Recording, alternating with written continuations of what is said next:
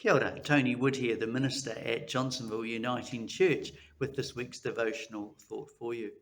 In northern Wellington here, it's very obvious that the spring season has well and truly taken over, even though there are some days that don't still feel like it.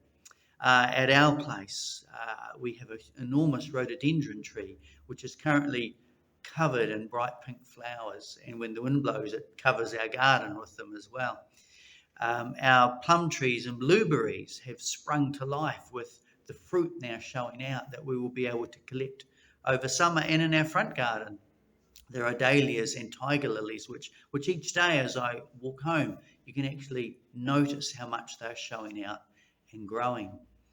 It's funny how sometimes a conversation that you've had, even though it was very short, can stick in your mind.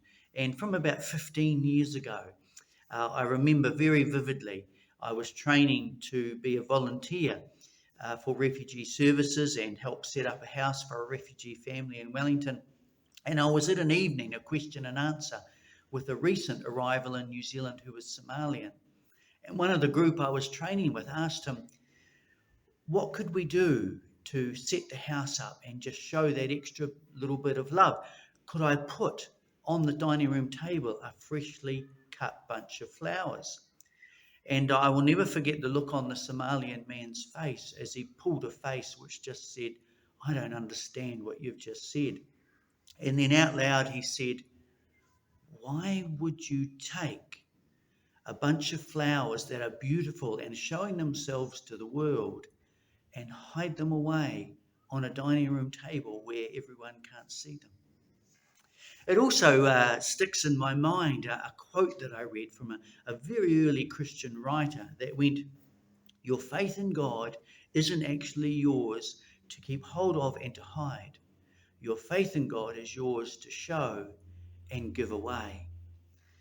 And it reminds me of Jesus where he said, no one lights a candle to show its light and then sticks it under a bed where it can't be seen.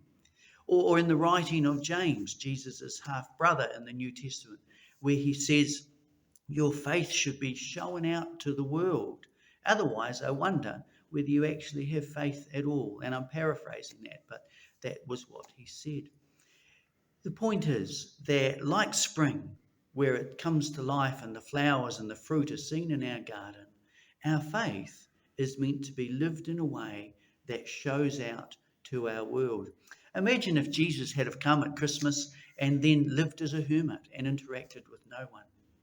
Imagine if the early disciples had of, when Jesus died, locked themselves in their upstairs room and shut the world out. See, the world that we have to live in is enormously different from what they lived in because they showed their faith to the world and the world has responded. Now, is the world perfect at the moment? Nowhere near. But that is the challenge of our generation's Christian faith, to show ourselves to the world.